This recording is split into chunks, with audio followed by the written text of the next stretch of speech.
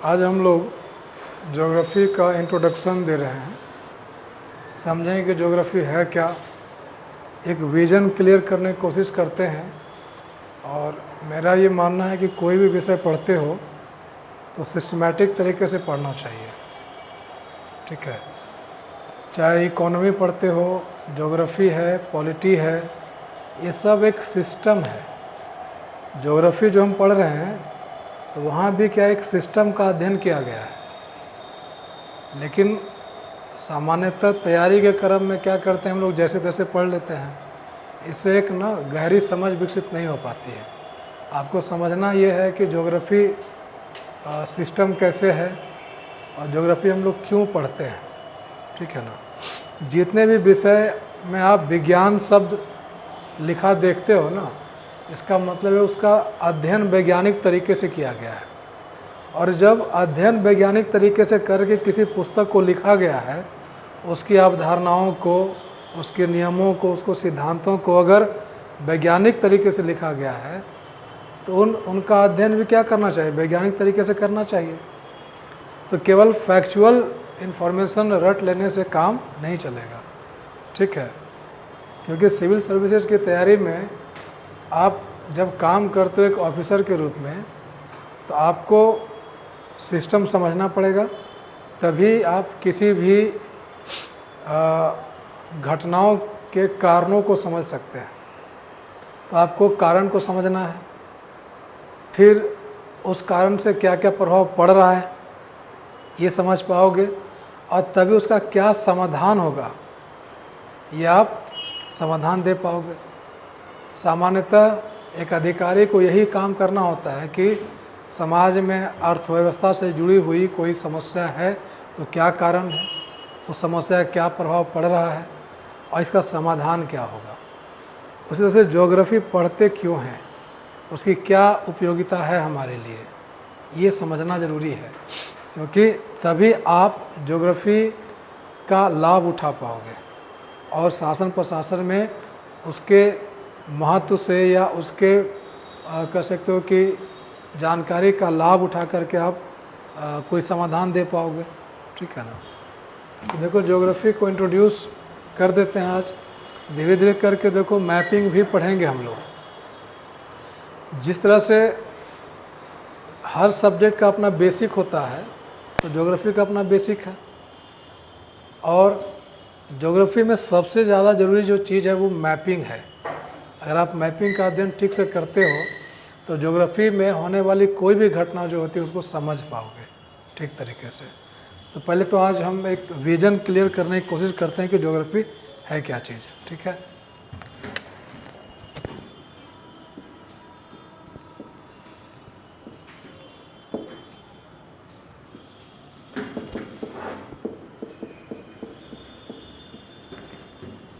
भूगोल या ज्योग्राफी, देखो जियो जो है दो वर्ड से मिलकर के बना हुआ है।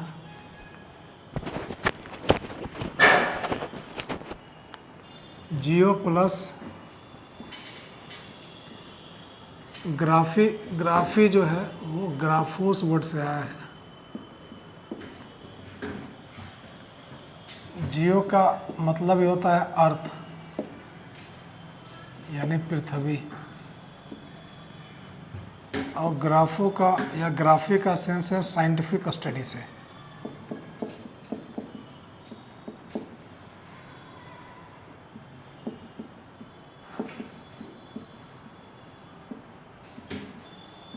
वैज्ञानिक अध्ययन या इसको ग्राफोस का मतलब वर्णन करना भी हो जाता है। तो अगर जियोग्राफी शब्द का शाब्दिक अर्थ देखते हैं, आ जाओ उधर से आ जाओ। अगर ज्योग्राफी शब्द का शाब्दिक अर्थ देखोगे तो हो जाएगा पृथ्वी का वर्णन करना। तो किस तरह से वर्णन करना, वैज्ञानिक तरीके से।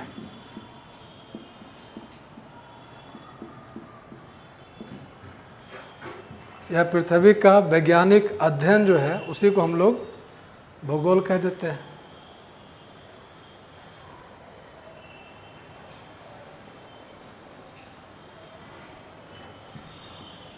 तो सबसे पहला प्रश्न उठता है कि पृथ्वी का अगर वर्णन करना चाहते हैं हम लोग, तो ये पृथ्वी किसको कह रहे हैं?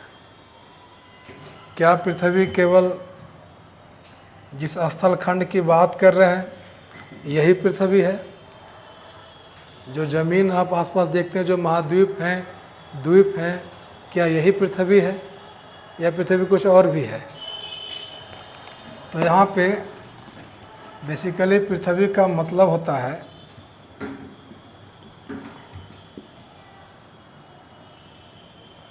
पृथ्वी की सतह।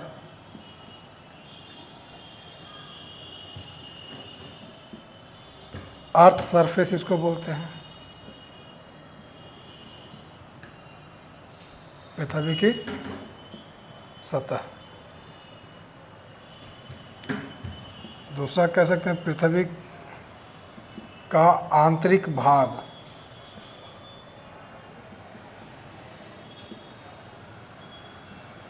Internal layer. और तीसरा है यहाँ पे वायुमंडल, एटमॉस्फेयर।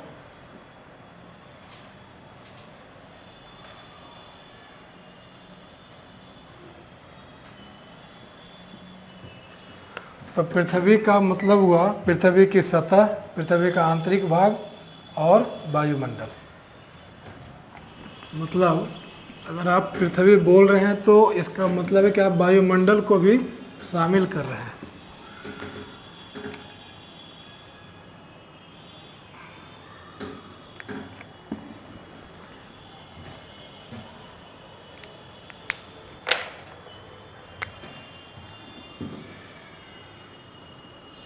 ये हो गया आपका पृथ्वी, जो हम गोल गोल देख रहे हैं। इसका जो ऊपरी सतह है, ये जिस पे हम लोग अभी खड़े हैं, बिल्डिंग बना हुआ है, रोड बना हुआ है, ये सारा जो देख रहे हैं ये ऊपरी सतह हुआ, ये पृथ्वी की सतह कहलाती है। और ये जो अंदर हम जा रहे हैं सेंटर की तरफ, ये हुआ आपका आंतरिक भाग, पृथ्वी का आंतरिक भाग। और इसके चारों तरफ जो वायु का एक घेरा है, वायु का एक जो आवरण है, जिसको आप लोग वायुमंडल कह रहे हो, ये भी क्या है? पृथ्वी का भाग है। तो पृथ्वी का मतलब केवल वो गोला नहीं, उसके ऊपर जो चारों तरफ वायुमंडल घेरे हुए हैं, वो वायुमंडल भी क्या हो जाएगा? पृथ्वी का हिस्सा हो जाएगा। ठीक है। अब सवाल है कि पृथ्वी की सतह पर केवल स्थल खंड है या जल भी है? जल भी है। पृथ्वी पर आप देखोगे स्थल खंड भी है, स्थल भाग, और जलीय भाग भी है। स्थल खंड का मतलब हुआ कि जितने भी महाद्वीप हैं यहाँ पे, द्वीप हैं, वो सब क्या हो गया? स्थल खंड हो गया। अभी कुल मिलाकर के 7 महाद्वीप हैं और एक नई खोज हुई है जिसको जीलैंडिया कहते हैं। तो अगर आप स्थल खंड की बात करोगे तो एक तो हो गया सीधा सीधे अभी महाद्वीप कह देते हैं।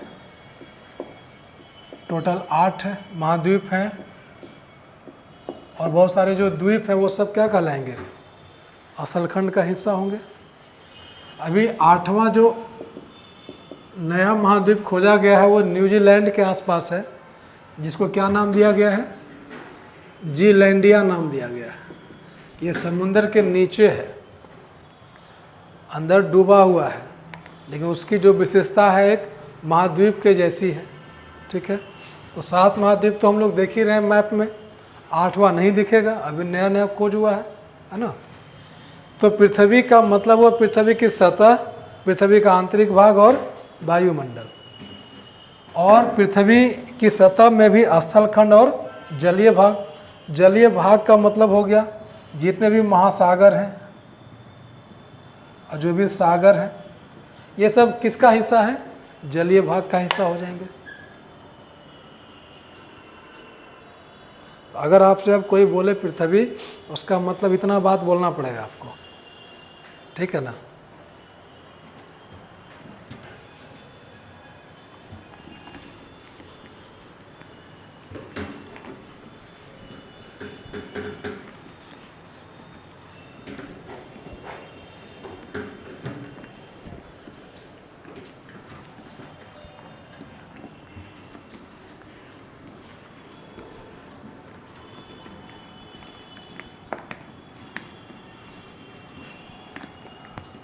यानी अगर अर्थ की बात करें तो हमारे पास एक स्थल खंड हो गया, दूसरा पृथ्वी का आंतरिक भाग,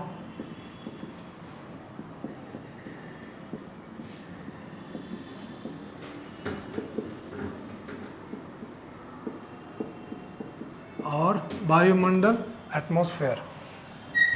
स्थल खंड की जगह पे इसको हम लोग पहले पृथ्वी की सतह लिख लेते हैं। ये दो भाग में बटा हुआ था, स्थल खंड या स्थलीय भाग और जलीय भाग, ठीक है। देखो जो भी स्थल खंड, इसको हम लोग लिथोस्फेयर कह देते हैं या स्थल मंडल भी कहते हैं इसको। सारे महाद्वीपों और द्वीपों को मिलाकर क्या कह देते हैं? लिथोस्फेयर। देखो बेसिक शब्द है, यहीं से धीरे धीरे आगे बढ़ते जाएंगे, कंसेप्ट निकलता जाएगा और एक विजन क्लियर होगा। अभी हम लोग पृथ्वी का मतलब ही ठीक से नहीं समझते हैं। हम क्या समझते हैं कि वायुमंडल अलग है, जलमंडल अलग है। अलग नहीं है, जुड़ा हुआ एक सिस्टम है, इस सिस्टम को समझना है। जलीय भाग को हम लोग जलमंडल बोल देते हैं, हाइड्रोस्फेयर, ये तो एटमॉस्फेयर है ही।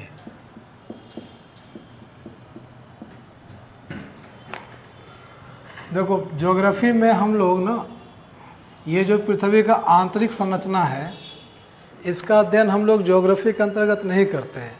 इसके लिए एक सेपरेट ब्रांच है, एक अलग ही विषय, उसको जियोलॉजी कहते हैं, भूगर्भ शास्त्र। पृथ्वी के आंतरिक संरचना का अध्ययन बेसिकली हम लोग भूगर्भ शास्त्र में करते हैं, लेकिन चूँकि हमें जानना है कि पृथ्वी के आंतरिक भाग में किस तरह की विशेषताएं हैं, किस तरह की ऊर्जा वहाँ पे होती है, उस ऊर्जा को भी हम लोग समझते हैं और उसका पृथ्वी के सतह पे क्या प्रभाव पड़ता है। तो इसकी जानकारी के लिए हम लोग क्या करते हैं, थोड़ा सा हेल्प ले लेते हैं जियोलॉजी का, और वहाँ से हम अपनी समझ बना लेते हैं कि पृथ्वी की आंतरिक संरचना की विशेषता क्या है।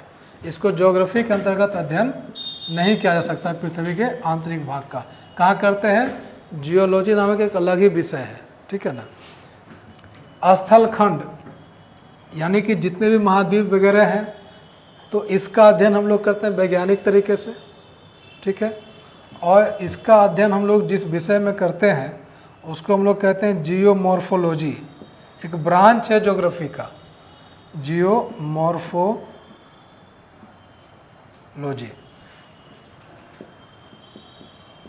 भू आकृतिक विज्ञान कहते हैं उसको।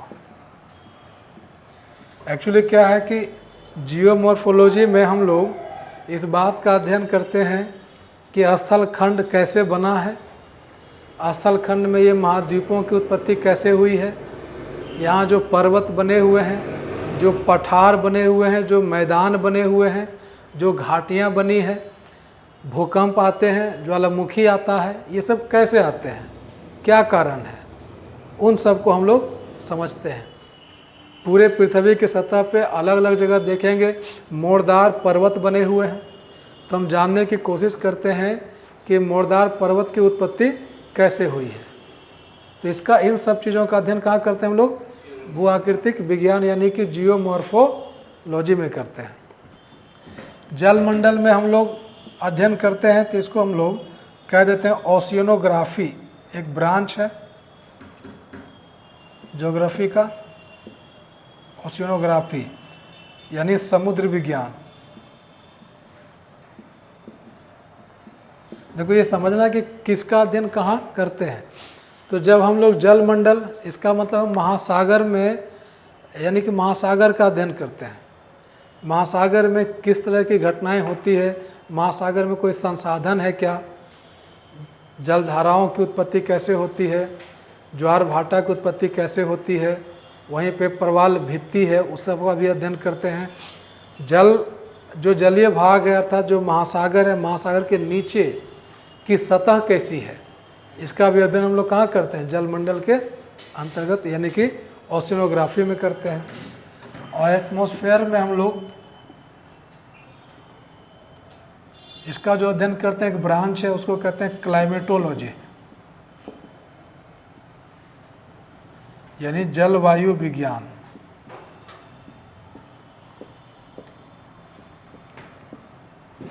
जलवायु विज्ञान, जलवायु विज्ञान में हम लोग तापमान, वायुदाब, यहीं पे वर्षा, पवन, चक्रवात, प्रतिचक्रवात, मौसम, मानसून, इसके अलावा हम लोग जलवायु प्रदेश, इन सब का अध्ययन उसमें करते हैं। एक एक करके हम लोग सबका अध्ययन करेंगे, लेकिन अभी इंट्रोडक्शन दे रहे हैं कि कौन कौन सा ब्रांच है, ठीक है, कैसे बटा हुआ है। और देखो जीव जंतु पृथ्वी की सतह पे यानी कि स्थल मंडल में भी पाए जाते हैं। जीव जंतु का मतलब जो हम सब जीव जंतु के अंतर्गत आते हैं। पशु पक्षी कीड़े मकोड़े से लेकर के जो वनस्पति है, पेड़ पौधे, वो यहाँ पर भी दिखेंगे और समुद्र में भी दिखते हैं। तरह तरह के जीव जंतु हैं समुद्र में, वनस्पति भी देखने को मिलता है। इसके अतिरिक्त एटमॉस्फेयर में भी बहुत तरह का कीड़ा मकोड़ा हमेशा रहता है, वहाँ पर भी बहुत तरह के जीव जंतु हो सकते हैं जिसके बारे में जानकारी हमें नहीं है, सब जगह पाया जाता है, ठीक है।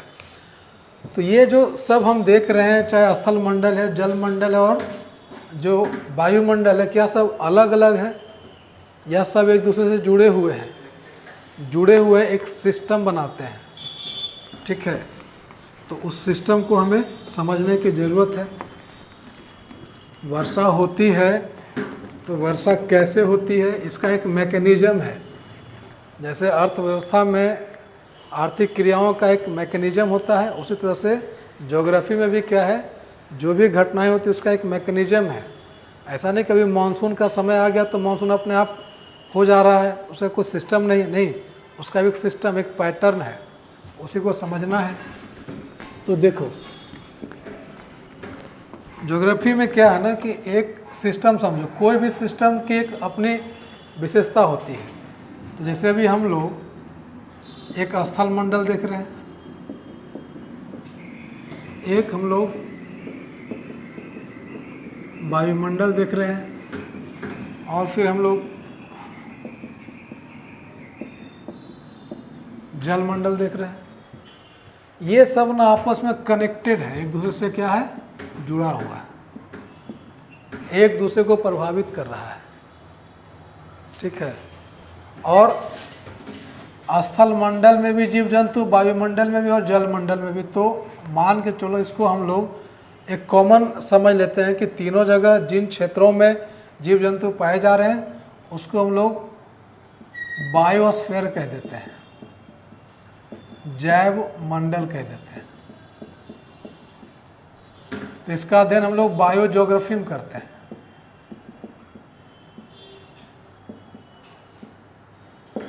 बायो ज्योग्राफी में करते हैं, ऐसे जुड़ा हुआ है। ये लिथोस्फेयर, ये बायोस्फेयर, इसको हाइड्रोस्फेयर कर लो, यानी ये जल मंडल है, ये स्थल मंडल है,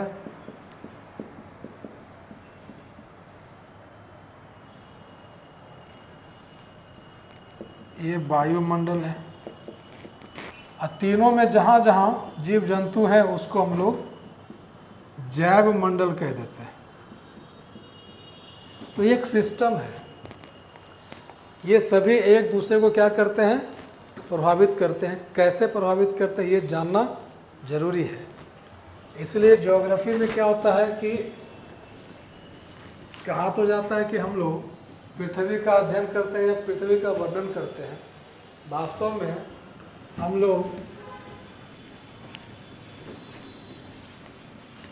यह जानने की कोशिश करते हैं कि इस पूरी पृथ्वी का जो सिस्टम है वो क्या है और कैसे वो सिस्टम काम कर रहा है और कैसे मानव जाति उससे लाभ उठा सकता है, उससे अपना बचाव कर सकता है।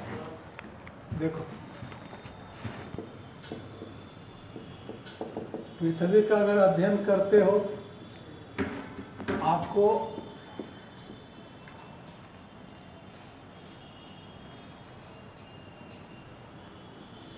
पृथ्वी में नामक जो सिस्टम है, जो व्यवस्था है, इस व्यवस्था का भी अध्ययन करना पड़ेगा आपको। और फिर इस व्यवस्था में कौन कौन है, यही तो है। पृथ्वी में अगर आप देखो तो स्थल मंडल, जल मंडल और वायुमंडल का अध्ययन कर रहे हैं। उसमें क्या है, जैव मंडल। मनुष्य इसी जैव मंडल का क्या हिस्सा है, मानव। और मानव जहाँ पर है, यानी हम लोग जहाँ रहते हैं और उसके चारों तरफ जो भी चीज़ें हैं वो यही सब है। हम और हमारे चारों ओर का जो वातावरण है वो क्या है, चाहे तो स्थल है, चाहे तो जल है, चाहे तो वायु है, या जैव मंडल में जो अलग अलग जीव है वो हमारे आसपास दिख रहे हैं। अब ये सब क्या है, ये जो जमीन वगैरह सब देख रहे हैं ये सब स्थल मंडल का हिस्सा हुआ। ये जो स्पेस में जो हवा है ये वायुमंडल है। और अगर समुद्र के पास चले गए तो जलमंडल। तो कहने का सेंस क्या है कि पर्यावरण कहते हैं उसको। ये अगर मनुष्य है, हम कह रहे हैं कि हम और हमारे चारों ओर का जो वातावरण है उसको पर्यावरण कहते हैं। हम और हमारे चारों ओर का जो वातावरण उसको क्या कहते हैं, पर्यावरण। तो इस पर्यावरण में क्या है, यही सब है ना जी। पर्यावरण का मतलब है भूमि है, जल है, वायु है, वनस्पति है और दूसरे जीव जंतु है ना। तो उन्हीं का हम लोग अध्ययन करते हैं। तो वास्तव में पृथ्वी का अध्ययन का मतलब है कि पर्यावरण और मानव के संबंधों का भी अध्ययन होता है।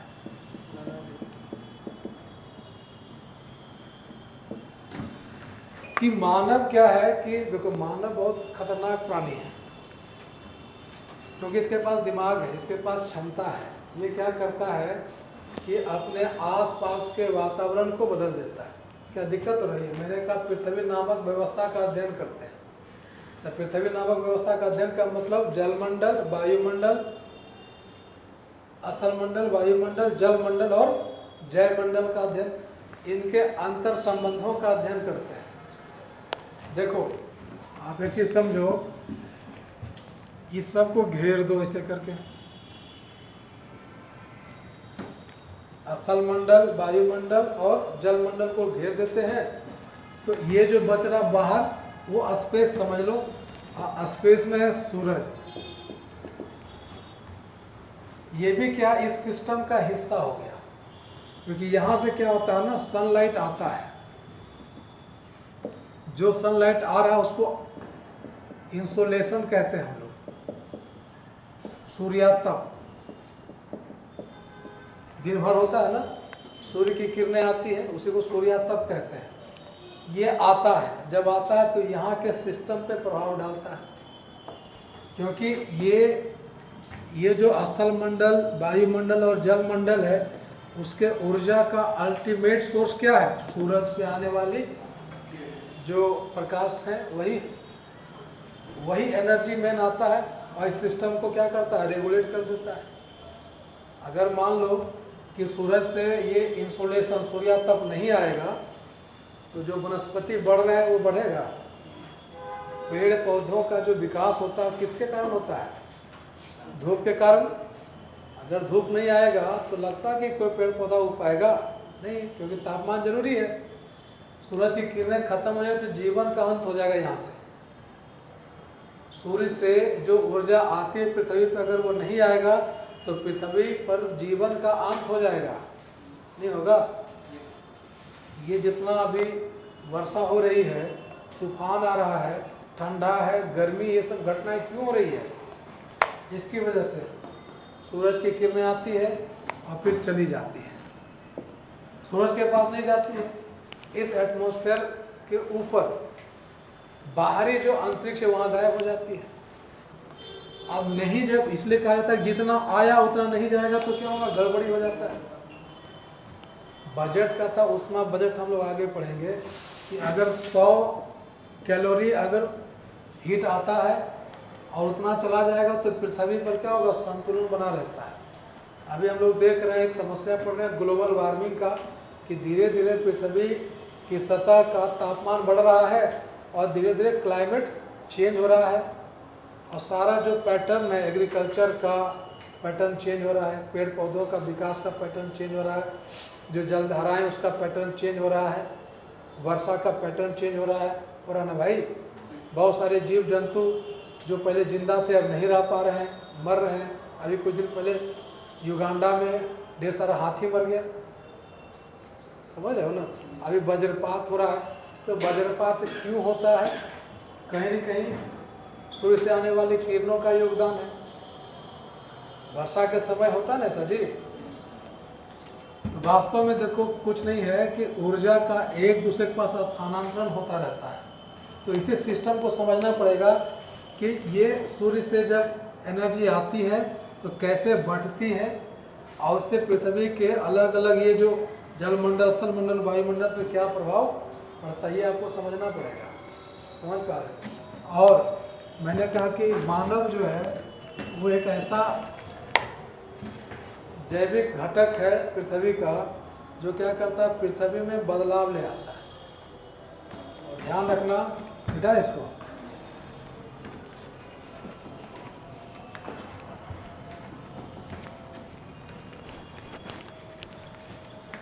अब बकाहट तो नहीं होता है जी। अरे समझो, देखो हम लोग ना भाषा समझ चुके हैं, ज्योग्राफी को इस तरह से पढ़ लिए कि कोई भी चीज़ हो उसको एक्सप्लेन कर देंगे। जब तक एक्सप्लेन करने की क्षमता नहीं आएगी आप कोई भी एग्जाम नहीं निकाल पाओगे, ये हमेशा ध्यान रखना। सोचने की क्षमता डेवलप होनी चाहिए किसी भी विषय में। जब तक आप सोच नहीं पा रहे हो इसका मतलब आप उस विषय की समझ नहीं रखते हो। देखो मानव क्या है कि इस पर्यावरण का मतलब पृथ्वी का मतलब जलमंडल, स्थलमंडल और वायुमंडल का अध्ययन कर रहा है। क्यों कर रहा है? क्योंकि मानव को ना आवश्यकता है, मानव को ना आवश्यकता पूरा करना है अपना। क्या क्या आवश्यकता है? इसको अपने पोषण की आवश्यकता है, भोजन चाहिए इसको अपनी बुनियादी आवश्यकता चाहिए ना भाई। मतलब इसको भोजन चाहिए, इसको कपड़ा चाहिए, इसको आवास चाहिए। इसके अलावा अगर समय बचा तो मनोरंजन का साधन चाहिए। और इसके लिए ये क्या कर रहा है? मानव इस पृथ्वी की जो व्यवस्था है उसमें बदलाव कर दे रहा है। इसके लिए वो क्या कर रहा है? अपना आर्थिक विकास करना चाहता है। और इसके लिए क्या करता है? पृथ्वी के संसाधनों का उपयोग करना चाहता है।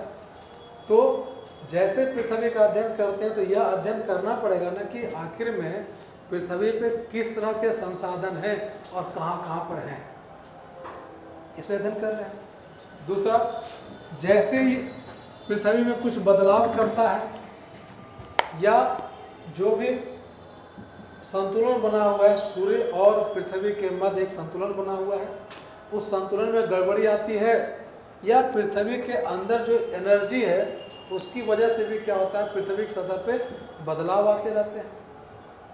कब बदलाव आएगा, किस तरह के बदलाव आएंगे? जैसे अचानक कहीं सुनामी आ जाता है, कहीं भूकंप आ जाता है, कहीं ज्वालामुखी आ जाता है, तो उससे मानव को अहित हो जाएगा ना, मानव का अंत हो सकता है। तो मानव यह समझना चाहता है कि आखिर भूकंप आते क्यों हैं, ज्वालामुखी क्यों आते हैं। सुनामी के बारे में समझ नहीं थी, अचानक सुनामी आ गया 2004 में, ढेर सारे लोग मारे गए। कहीं कहीं भूकंप आ जाता है, लोग मारे जाते हैं। समझ पा रहे हो? तो ऐसे में अपनी सुरक्षा के लिए भी क्या करना होगा, पृथ्वी का अध्ययन उसको करना पड़ेगा। अपने विकास के लिए, अपने पोषण के लिए और अपनी सुरक्षा के लिए वो क्या करता है, पृथ्वी का अध्ययन करता है। आपको पता हो जाए कि हम इस वातावरण के साथ इंटरेक्शन करते हैं, वातावरण के साथ क्या करते हैं, क्योंकि हम भी उसका एक घटक है। इंटरेक्शन का मतलब अंतरक्रिया करते रहते हैं। और मानव क्या करता है, अंतरक्रिया कैसे करता है? मानव पर्यावरण के साथ अंतरक्रिया करता है तकनीक के माध्यम से, टेक्नोलॉजी के माध्यम से। शुरुआती दौर में टेक्नोलॉजी हम लोग के पास नहीं था। पर्यावरण का मतलब पृथ्वी की सतह, वायुमंडल, जलमंडल, उसके साथ हम लोग क्या कर रहे हैं, इंटरेक्ट करते हैं। जो पेड़ पौधे हैं वो क्या है, इस पृथ्वी का हिस्सा ही तो है, उसके साथ हम लोग इंटरेक्ट करते हैं। इंटरेक्ट का मतलब लेन देन करते हैं उसके साथ। समझ में आ रहा है भाई? तो हम लोग टेक्नोलॉजी के माध्यम से इंटरेक्ट करते हैं और इस टेक्नोलॉजी का उपयोग करके हम इस पृथ्वी को अपने अनुकूल बनाना चाहते हैं। पहले क्या था कि मानव की जो क्षमता थी थोड़ी कम थी। क्षमता कम इसलिए थी क्योंकि शुरुआती दौर में हमारे पास टेक्नोलॉजी नहीं था। समय के साथ हमने क्या किया, टेक्नोलॉजी का विकास किया और धीरे धीरे अपने अनुकूल इस पृथ्वी को बदलना शुरू कर दिया। समझ पा रहे हो ना? इसी चीज़ को समझना हम लोग को कि हम अपनी आवश्यकताओं को पूरा करने के लिए पृथ्वी का अध्ययन कर रहे हैं, उसके सिस्टम को समझने की कोशिश कर रहे हैं कि किस हद तक हम उसको बदलें कि उसका कुप्रभाव हमारे ऊपर नहीं पड़े। अंधाधुंध तरीके से हमने क्या किया, पृथ्वी में बदलाव लाया, एटमॉस्फेयर में बदलाव लाया, नीचे से कोयला निकाल के जला करके इस वातावरण को क्या प्रदूषित कर दिया। और उसका कुप्रभाव क्या पड़ रहा है, प्रदूषण से सांस संबंधी बीमारी हो रही, त्वचा संबंधी बीमारी हो रही है। और ना भाई, इसलिए अध्ययन करना जरूरी है कि किस हद तक बदलाव करें और कैसा बदलाव करें। पूरी दुनिया में बहुत ऐसे संसाधन अभी भी बाकी है जिसका हम लोग उपयोग नहीं कर पाए हैं। तो तकनीक जैसे जैसे विकसित होता जा रहा है वैसे वैसे हम इस पृथ्वी के साथ अपना लेन देन ज़्यादा कर पा रहे हैं, अंतरक्रिया ज़्यादा हो रही है। और इस चक्कर में क्या हो रहा है कि जो संतुलन बना हुआ था स्थल मंडल, जल मंडल, वायुमंडल और सूर्य से आने वाली किरणों के बीच एक संतुलन बना हुआ था, उस संतुलन को हम खराब भी कर दे रहे हैं। मानव अपने गतिविधियों के कारण वायुमंडल में इस तरह बदलाव कर दिया और स्थल मंडल में इस तरह बदलाव कर दिया कि उत्तराखंड में भयंकर बाढ़ आ गई, आपदा आई, कितने लोग मारे गए। नदी के आसपास क्या किया, पूरा बिल्डिंग बना दिया पर्यटन के लिए। और हमने इस जो सिस्टम था वायुमंडल का उसको चेंज कर दिया, जहाँ बारिश नहीं होना चाहिए वहाँ भी बारिश हो जा रहा है, तो बाढ़ आना स्वाभाविक है। तो कुल मिलाकर के हम पर्यावरण और मानव के बीच का भी अध्ययन कर रहे हैं कि मानव कैसे पर्यावरण में बदलाव ला रहा है और कैसे मानव इस पर्यावरण की सुरक्षा करे ताकि आने वाली पीढ़ी दर पीढ़ी क्या करे, हम उसके संसाधनों का उपयोग करते रहें। हम लोग इतना न कार्बन डाइऑक्साइड बाहर निकाल दें कोयला और पेट्रोलियम जला करके कि पूरा वायुमंडल क्या हो जाए, प्रदूषित हो जाए। हम लोग तो 100 साल तक किस तरह से जी लेंगे, आने वाली पीढ़ी का क्या होगा? समझ पा रहे हो? देखो एक चीज़ समझो, पर्यावरण पे हम लोग, ये पर्यावरण का मतलब है कि जो पृथ्वी है हम लोग उस पर पूरी तरह से निर्भर है अपने जीवन यापन के लिए। और इसी को ठीक से नहीं समझोगे इसका उपयोग कैसे कर पाओगे। सही तरीके से उपयोग करने के लिए, वैज्ञानिक तरीके से उपयोग करने के लिए पहले इस पृथ्वी का वैज्ञानिक तरीके से अध्ययन करना पड़ेगा। जैसे जैसे प्रौद्योगिकी का विकास होता जाएगा हम ज़्यादा बेहतर तरीके से उसको यूज कर पाएंगे, ज़्यादा से ज़्यादा यूज कर पाएंगे। चीज़ समझना होगा कि देखो मानव अपनी बहुत सारी आवश्यकताओं के लिए क्या है, ज्योग्राफी पर डिपेंडेंट है। आप एग्रीकल्चर कर रहे हो, आप उद्योग लगा रहे हो, आप आवास बना रहे हो, आप आपका जो रहन सहन है, आपका जो भोजन है, सब कहीं न कहीं क्या है, इसी पृथ्वी पे निर्भर करता है। यहाँ तक कि आप जो काम करते हो वो सब डिपेंड करता है पृथ्वी नामक इस सिस्टम पर। और देखोगे तो कहीं न कहीं जैसे जलवायु मंडल का अध्ययन करते हो, यानी जलवायु का, वायुमंडल का अध्ययन करो तो जलवायु के बारे में जानना पड़ेगा। जलवायु क्या करता है, एग्रीकल्चर को प्रभावित करता है। तो जलवायु का ठीक तरीके से अध्ययन करोगे वैज्ञानिक तरीके से, तभी ना एग्रीकल्चर यानी कृषि ठीक से कर पाओगे। पहले लोगों को पता नहीं होता था कि मानसून कब आएगा, कब जाएगा, कितनी बारिश होगी, नहीं होगी। अभी पता है कि जून से सितंबर के बीच में रात दिन मूसलाधार बारिश होगी। तो हम लोग क्या करें, ऐसे फसल लगाएं जो ज़्यादा बारिश में भी हो सके, और या वैसे फसलों को बारिश की ज़्यादा आवश्यकता है, गर्मी ज़्यादा सहने वाली फसल को लगाएं। यानी अभी हम लोग क्या करते हैं, धान लगा देते हैं। तो ये हम समझे तब तो हमने समझ लिया कि मानसून एक सर्टेन टाइम पे आएगा। एग्जैक्ट अब भविष्यवाणी कर लेते हैं कि अगर बिहार में मानसून की वर्षा होगी तो वो कम से कम 11 से 15 जून के बीच हो जाएगी। ये पता चल गया कि जून के पहले सप्ताह में केरल में बारिश हो जाएगी, पता चल गया, उसका सिस्टम पता चल गया। मैथ में हम लोग जब पढ़ेंगे जलवायु मंडल तो हर चीज़ को एक सिस्टम के तहत पढ़िए, सबकी समझ में आ जाएगा। तो आप देखो हर चीज़ आपका किस पे डिपेंड करता है, कहीं न कहीं जलवायु पर, स्थल पर। क्योंकि अगर एग्रीकल्चर करना है तो वर्षा, तापमान और मृदा का अध्ययन करना जरूरी है। ठीक है, उपयोगिता है। जैसे जैसे टेक्नोलॉजी बढ़ता जा रहा है वैसे वैसे हम लोग पृथ्वी में बदलाव लाते जा रहे हैं, उसको ज़्यादा अपने अनुकूल बनाते जा रहे हैं। हम क्या कर रहे हैं, अभी देखो हमारा जो वातावरण है वो क्या रहा है कि रात हो गया, लेकिन हमने क्या किया, बल्ब का आविष्कार कर लिया और इस वातावरण के साथ हम इंटरेक्ट कर रहे हैं। अभी वातावरण क्या है, कह रहा है कि वह गर्मी का समय, लेकिन हम एसी लगा देते हैं और इस वातावरण को क्या करते हैं, अपने अनुकूल बना ले रहे हैं। नदी के उस पार जाना मुश्किल है, पुल बना लेते हैं।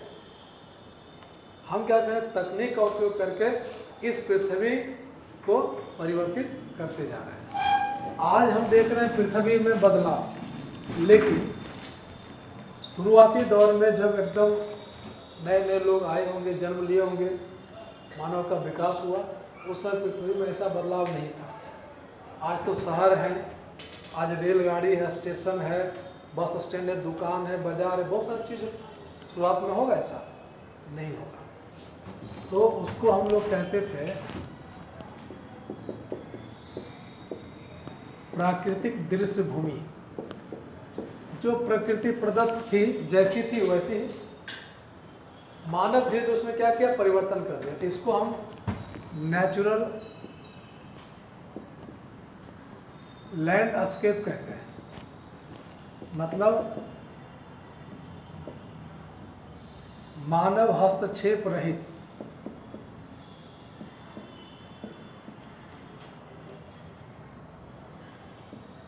पर्यावरण, यानी वो पृथ्वी जिसमें मानव क्या था, केवल एक घटक था, वो अपना दिमाग नहीं लगाया था। जो प्रकृति उसको दे रही थी उसी में अपना गुजारा कर रहा था। नदी में गया, मछली पकड़ के खा लिया, ठीक है, और सोने का मन किया तो गुफा में घुस गया। कोई जानवर मरा हुआ था उसको खा लिया, कोई फल अगर उगा हुआ था उसको तोड़ के खा लिया। आपने कुछ नहीं कर रहा, रहने के लिए मकान भी नहीं बनाया था, आने जाने के रोड, पुल, ये सब नहीं बनाया था, रेल नहीं बनाया था। समझ पा रहे हो? तो अब जा कर के मानव क्या किया, चेंज कर दिया। और जब चेंज किया तो आज ये सब क्या है, चेंज का ही तो परिणाम है। शहर बन गए, और पूरा जो भारत है चाहे पूरी दुनिया है तरह तरह का चीज़ बन गया, है ना भाई। तो वो अब चेंज हो गया, परिवर्तित हो गया, अब वो नेचुरल नहीं रहा। ईश्वर ने जैसा बना के पृथ्वी को भेजा था, मानव ने उसको वैसा रहने नहीं दिया। तो जो बदलाव आ गया उसको कहते हैं हम लोग सांस्कृतिक दृश्यभूमि।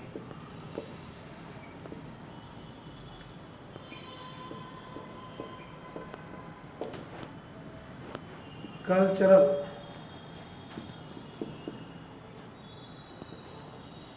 लैंडस्केप, यानी वो परिवर्तित जो भूमि जो हम आसपास देख रहे हैं वो सब बदल गया है। हम यहाँ जो है वो क्या बदला हुआ है ना जी। अब ऐसा कोई जगह आपको दिखता होगा जहाँ मानव का हस्तक्षेप नहीं हुआ है? कोई सा जगह? मानव हर जगह पहुँच गया है।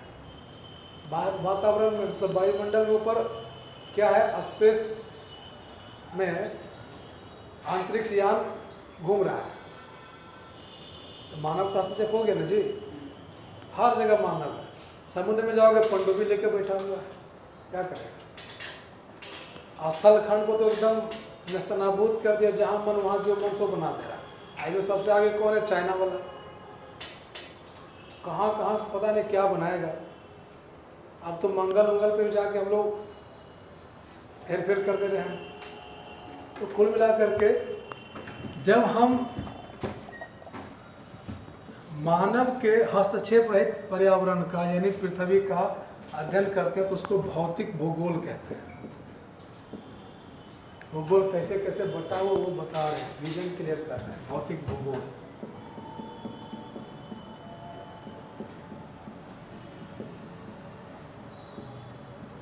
Physical geography.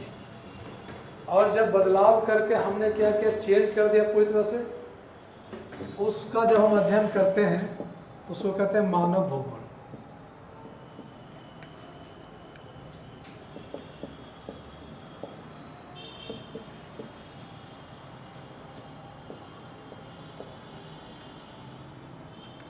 मानव भूगोल। तो देखो, मानव हस्तक्षेप रहित वातावरण में क्या था? स्थल मंडल था, तो स्थल मंडल का अध्ययन करेंगे, है ना भाई। तो जब स्थल मंडल का अध्ययन कर रहे थे तो हमने कहा था एक ज्योग्राफी का एक हिस्सा था वो जियो मॉर्फोलॉजी बोले थे, ठीक है। जियो मॉर्फोलॉजी यानी भौतिक भूगोल में हम लोग जियो मॉर्फोलॉजी पढ़ते हैं। पृथ्वी का जो स्थल खंड है उसका अध्ययन करते हैं, यानी यहाँ पे पर्वत, पठार, मैदान, घाटी, भूकंप, ज्वालामुखी, ये सब का अध्ययन कहाँ करते हैं? जियोमॉर्फोलॉजी में। उसके बाद था ओशियनोग्राफी,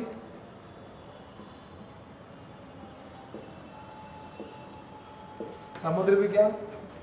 वो किसमें अध्ययन करते, किसका हिस्सा हुआ? भौतिक भूगोल का। अभी हम ये मान के चल रहे हैं कि समुद्र में मानव ने क्या कोई परिवर्तन नहीं किया। दूसरा क्लाइमेटोलॉजी, इसके अलावा बायोज्योग्राफी, जियोमॉर्फोलॉजी उसको कहते हैं भू आकृतिक विज्ञान, ओशियनोग्राफी समुद्र विज्ञान, क्लाइमेटोलॉजी जलवायु विज्ञान, और बायोज्योग्राफी जैव भूगोल। यहाँ पे हम लोग वनस्पति का और जितने भी जीव जंतु हैं उसका अध्ययन यहाँ पे करते हैं। अब मानव ने क्या बदलाव लाया है उसका अध्ययन हम लोग मानव भूगोल में करते हैं। तो मानव क्या किया है कि आर्थिक क्रिया करता है, इस पृथ्वी पर आर्थिक क्रिया कर रहा है अपने बुनियादी आवश्यकताओं को पूरा करने के लिए। तो हम उस भूगोल को कहते हैं आर्थिक भूगोल। इकोनॉमिक ज्योग्राफी मतलब मानव क्या कर रहा है? कृषि कर रहा है, कृषि भूगोल। मानव क्या कर रहा है? यहाँ पे उद्योग लगा दे रहा है, जगह जगह फैक्ट्री लगा दे रहा है ना भाई। तो हम इसी आर्थिक भूगोल में पशुपालन कर रहे हो, मछली पालन कर रहे हो, मधुमक्खी पालन कर रहे हो, मुर्गी मुर्गा पालन कर रहे हो, बकरी पालन कर रहे हो, सब कहाँ आएगा? आर्थिक भूगोल में। चाहे तुम सूती वस्त्र उद्योग लगाओ, क्या कहते हैं उसको, लौह इस्पात उद्योग लगा दो, मोटर वाहन उद्योग लगा दो, मोबाइल बनाने वाला फैक्ट्री लगा दो, ये सब फैक्ट्री यानी जो भी उद्योग है वो किस में आएगा? आर्थिक भूगोल। मानव रहने के लिए देखो शहर बना लिया, बस्ती बना लिया, गांव, शहर, महानगर, मेट्रो सिटी, तरह तरह की चीज़ बनाया ना, उसको हम लोग कहते हैं बस्ती भूगोल। देखो हर चीज़ का ना एक सिस्टम है, एक पैटर्न है कि कोई शहर विकसित हुआ तो कैसे विकसित हुआ, मानव उसका अध्ययन कर रहा है। देखा कि गड़बड़ी हो गई है, जैसे तैसे विकसित हो गया है। पटना जैसे तैसे विकसित हो गया, इसलिए यहाँ जल निकासी सिस्टम ठीक से नहीं बना हुआ है। जहाँ तहाँ बिल्डिंग बना दिया है और लोग गंदगी निकाल रहे हैं और सही तरीके से जल बाहर नहीं निकल पाता। बारिश होती है, डूब जाता है, जल जमाव। मानसून की बारिश हो रही है, जहाँ तहाँ डूब रहा है भाई। तो अध्ययन कर रहा है कि आखिर में हमने कैसे बनाया, कितना दिक्कत हो रहा है। तो अब क्या करना है, प्लानिंग के तहत बनाना पड़ेगा। ठीक है, बस्ती भूगोल। चले जाओगे मुंबई, धारावी मिलेगा, गंदी बस्ती है, स्लम एरिया है, तरह तरह की गंदी बस्ती में तरह तरह की समस्याएं होती है। तो अध्ययन कर रहा है कि वो कैसे विकसित हो गया और अब उसका समाधान क्या हो सकता है। अब कोई शहर बसाएंगे तो प्लानिंग के तहत बनाएंगे। लोग क्या करता है, इतनी बड़ी जनसंख्या है तो जनसंख्या बढ़ कैसे रही है, किस देश में किस तरह से जनसंख्या बढ़ रहा है, क्या हो रहा है कि जनसंख्या विस्फोट हो जा रहा है भाई। तो जनसंख्या के बढ़ने का पैटर्न क्या है, उसका भी अध्ययन करना पड़ेगा, किस वजह से बढ़ रहा है। तो जनसंख्या भूगोल, इसका भी अध्ययन करना पड़ता है। इस जनसंख्या को कंट्रोल करने के लिए राजनीति करना पड़ता है। दूसरे देश के साथ संबंध विकसित कर लिए हम, एक देश तो है नहीं, तो एक पॉलिटिक्स भी करते हैं हम लोग। और उस पॉलिटिक्स में कहीं ना कहीं हमारा जो देश है उसका लोकेशन मैटर करता है, उसके संसाधन मैटर करते हैं। दुनिया में जिस देश के पास हमारी आवश्यकता से जुड़ी हुई संसाधन ज़्यादा होंगे, हम उसके साथ क्या करेंगे, बेहतर संबंध बनाने की कोशिश करेंगे। जैसे खाड़ी देश, हमें ऊर्जा के लिए कोयला चाहिए, पेट्रोल चाहिए या पेट्रोलियम पदार्थ चाहिए, तो खाड़ी देशों के साथ यानी ईरान के साथ, इराक के साथ, कुवैत के साथ, सऊदी अरब के साथ हम संबंध क्या कर रहे हैं, बेहतर करने की कोशिश कर रहे हैं। तो हमें राजनीति भी करना पड़ रहा है। तो राजनीतिक भूगोल पढ़ना पड़ता है। समाज में एक व्यवस्था बनी हुई है, तरह तरह की जाति धर्म के लोग रह रहे हैं, आपस में विवाद भी हो जाता है। तो इस समाज का विकास कैसे हुआ है, उस समाज को समझना पड़ेगा। तो सामाजिक भूगोल, उसको भी पढ़ना है।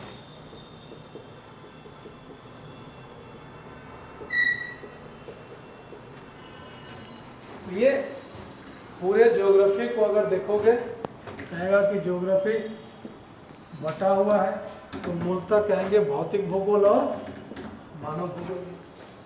कोई भी बुक पढ़ोगे तो उसमें भौतिक भूगोल लिखा रहेगा, इसका मतलब है जियोमॉर्फोलॉजी, ओशिनोग्राफी, क्लाइमेटोलॉजी और बायोज्योग्राफी पढ़ना पड़ेगा। और मानव भूगोल में ये सारा चीज़ आपको पढ़ना पड़ेगा। इसमें भी ऐतिहासिक भूगोल है, बहुत सारा भूगोल बटा हुआ है।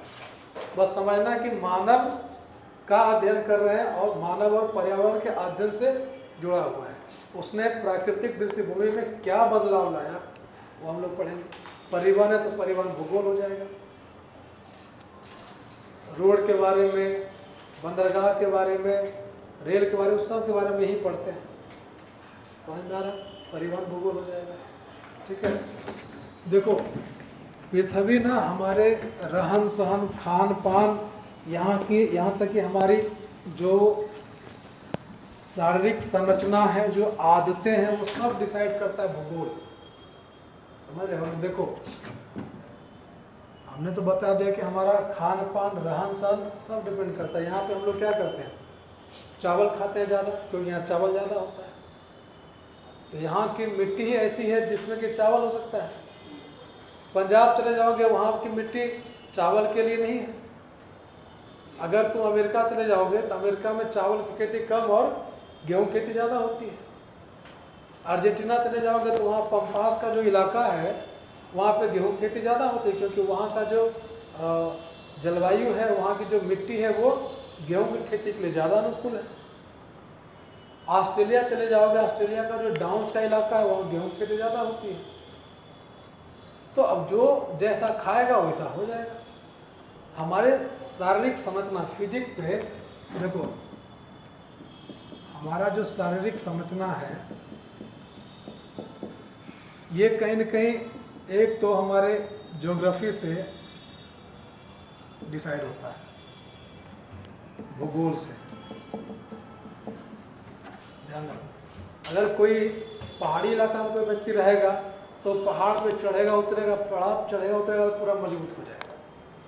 इतिहास का अध्ययन करोगे तो जो मराठा साम्राज्य था, यानी शिवाजी और उसके जो भी लोग थे, शरीर से क्या होते थे, मजबूत थे, क्योंकि वो जो महाराष्ट्र का पूरा इलाका है वो क्या है, पर्वतीय क्षेत्र है।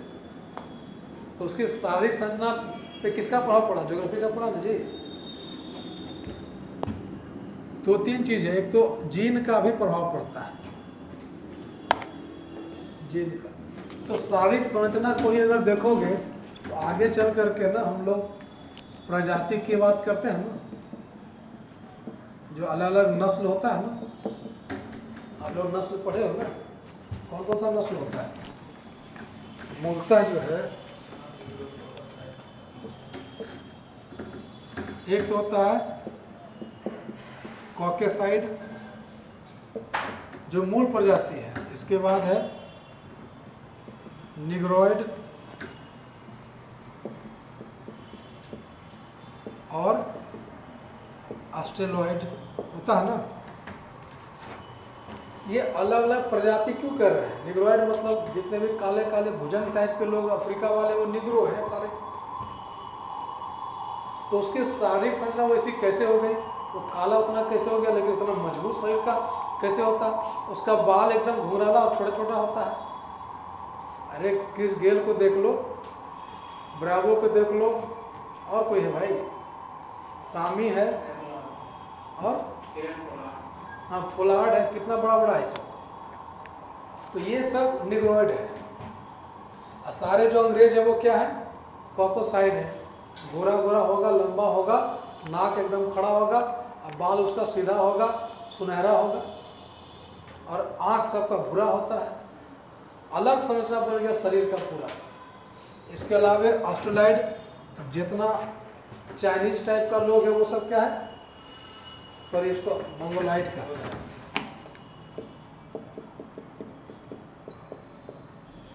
मंगोलाइड है ये सब। तो ये अलग अलग शारीरिक संरचना का कारण जानते हो, एक तो जीन होता है। हम लोग के शरीर का जो बेसिक चीज है वो क्या है, जीन है। और वो जीन हमारे माँ बाप से हमें मिलते हैं। जैसा जीन रहेगा वैसा होता है, लेकिन साथ साथ भूगोल का शेष खान पान से है। यहाँ भूगोल का मतलब क्या हुआ, खान पान से। खान पान का मतलब जैसा ज्योग्राफी होगा वैसा अनाज वहाँ उगेगा, वैसे पशु होंगे तो उस तरह का मांस खाओगे, उस तरह का दूध खाओगे, और उस तरह का फसल खाओगे। अनाज खाओगे तो सही वैसा हो जाएगा, है ना भाई। जलवायु, जलवायु कहीं कहीं ऐसा होता है जो इंसान के अंदर का ऊर्जा को बना के रखता है। अभी जैसे विषुवत रेखीय क्षेत्र में जाओगे, वहाँ पर क्या इतना ना गर्मी पड़ता है कि आदमी परेशान रहता है, शारीरिक क्षमता क्या हो जाती है, कम हो जाती है। तो खान पान पहनावा आपका कौन डिसाइड करता है, भूगोल डिसाइड करता है। जैसा जलवायु होगा वैसा कृषि होगा, है ना जी। तो एक तो जीन होता है, दूसरा खान पान। इसी वजह से क्या होता है, जीन और खान पान की वजह से अलग अलग प्रजातियों का विकास हो गया पूरी दुनिया में। अगर देखोगे यहाँ तापमान की बात हो रही है, इसी जलवायु में तापमान हो जाएगा।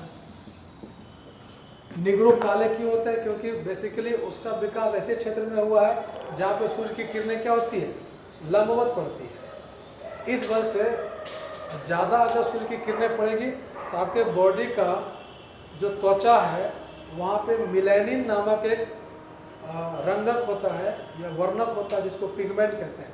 मिलेनिन वो सूर्य की किरणों के साथ क्या करता है, इंटरेक्ट करता है, तो कलर हमारे त्वचा का क्या हो जाता है, काला हो जाता है। और जो लोग गोरे हैं, जैसे ये कोकोसाइड, अंग्रेज सारे गोरे क्यों होते हैं? क्योंकि वो ठंडे प्रदेश में है, ठंडे इलाके में वहाँ सूर्य की किरणें ज़्यादा नहीं पड़ती है, तो उसके अंदर का जो मिलेनिन है, एक तो मिलेनिन की मात्रा नहीं बढ़ती है और सूर्य की किरणें कम पड़ती है, तो उसका रिएक्शन नहीं होता और त्वचा काला नहीं हो पाता है। तो देखो, खान पान और जीन में बदलाव के कारण, तापमान के कारण अलग अलग प्रजाति का विकास हुआ। लेकिन अब क्या है कि टेक्नोलॉजी का विकास हो गया है। अब ना ये प्रजाति अलग अलग जो हम देख रहे हैं, अब धीरे धीरे इसमें समानता बढ़ रही है। अब प्रजाति जितने अलग अलग दिख रहे थे वो सब धीरे धीरे क्या हो जाएगा, आने वाले 100, 200, 500 साल में एक जैसा हो जाएगा। क्यों? क्योंकि पहले टेक्नोलॉजी का उतना विकास हुआ नहीं था, जो जिस इलाके में है उसी इलाके तक सीमित था। खाने पीने का जो भी सामान वहाँ बनता था उसी पे वो डिपेंडेंट होता था। लेकिन अब क्या हुआ है, तकनीकी विकास हुआ। इस तकनीकी विकास के कारण परिवहन साधन विकसित हो गए। और परिवहन साधन मतलब वायु, रेल, जल मार्ग के माध्यम से आज हम किसी भी देश में बहुत आसानी से जा सकते हैं और वहाँ से लोग आ सकते हैं। इससे क्या हुआ कि अलग अलग प्रजातियों का संबंध बना, दूसरे प्रजाति के लोग आपस में विवाह कर लिया। जो जीन अलग अलग था अब वो जीन मिक्स हो रहा है, नहीं हो रहा भाई, यानी कि परिवहन के कारण जीन मिक्सिंग हो रही है, एक तो ये। और दूसरा क्या हुआ कि अब हम जो खाना चाहते हैं वो आपके पास आ सकता है। जो खान पान की विशेषता अलग अलग क्षेत्रों में अलग अलग थी, अब वैसा नहीं रहा। आपको चाहिए कुछ भी बोलो वो आपको मिल जाए। तो खान पान भी क्या हो रहा है, लगभग धीरे धीरे समान हो रहा है।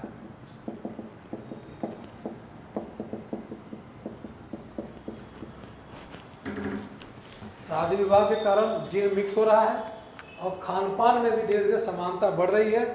आने वाले समय में 1000 साल 500 साल लगेगा, सब काला गोरा पीला जितना सब एक जैसा हो जाएगा। अब कैसा होगा ये कहना मुश्किल है, लेकिन लगभग क्या हो जाएगा, एक जैसा हो जाएगा। ठीक है, आगे हम लोग बात करेंगे। यहाँ एक ऐसे हल्का सा विजन दिए हैं, ठीक है ना। आगे चल करके क्या करेंगे हम लोग, मैपिंग से आपको स्टार्ट करेंगे और मैप बता देंगे। अलग अलग जो भी कंटिनेंट है वो सारा मैप डिटेल में बता देंगे। ठीक है।